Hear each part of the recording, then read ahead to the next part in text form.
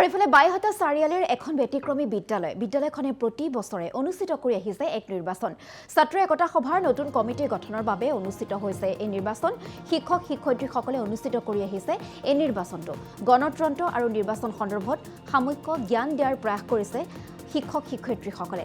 পিয়লিখাতা মধ্য ইংৰাজী বিদ্যালয়ৰ এই বিশেষ পদক্ষেপ আৰু বিদ্যালয়খনৰ এই পদক্ষেপক আদৰণি জনাইছে অভিভাৱকসকলে। আমি এসি কৰে দিও আৰ অটোটা কোনো জন মাৰা দিওলা না লেভেলে না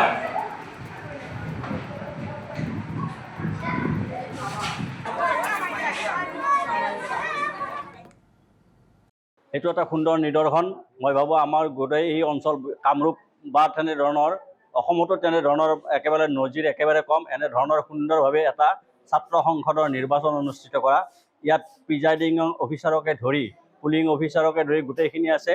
বেলট বক্স, ভোটিং কাউণ্টাৰ, তাৰপিছত বেলট পেপাৰ আদিকে সুন্দৰভাৱে যিধৰণে আমাৰ সাধাৰণ নিৰ্বাচনত যি সামগ্ৰীখিনি ব্যৱহাৰ কৰা হয় সেই সামগ্ৰীখিনি গোটেইখিনি ইয়াত ব্যৱহাৰ কৰা হৈছে।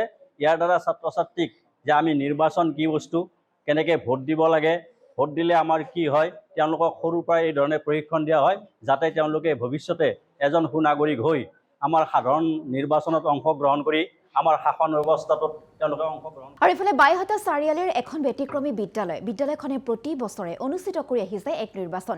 ছাত্ৰ একতা সভাৰ নতুন কমিটি গঠনৰ বাবে অনুষ্ঠিত হৈছে এই নিৰ্বাচন। শিক্ষক শিক্ষয়িত্ৰীসকলে অনুষ্ঠিত কৰি আহিছে এই নিৰ্বাচনটো। গণতন্ত্ৰ আৰু নিৰ্বাচন সন্দৰ্ভত সামূহিক জ্ঞান দিয়াৰ প্ৰয়াস কৰিছে শিক্ষক শিক্ষয়িত্ৰীসকলে। পিয়লিখাতা মধ্য ইংৰাজী বিদ্যালয়ৰ এই বিশেষ পদক্ষেপ আৰু বিদ্যালয়খনৰ এই পদক্ষেপক আদৰণি জনাইছে অভিভাৱকসকলে। আমি এসি কৰে দিও আৰ অটোটা কোনো জন মাৰা দিওলা না লেভেলে না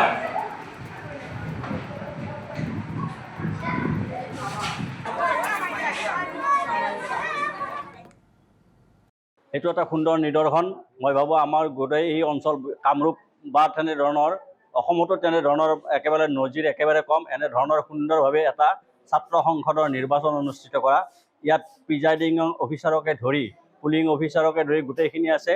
বেলট বক্স, ভোটিং কাউণ্টাৰ, তাৰপিছত বেলট পেপাৰ আদিকে সুন্দৰভাৱে যিধৰণে আমাৰ সাধাৰণ নিৰ্বাচনত যি সামগ্ৰীখিনি ব্যৱহাৰ কৰা হয় সেই সামগ্ৰীখিনি গোটেইখিনি ইয়াত ব্যৱহাৰ কৰা হৈছে।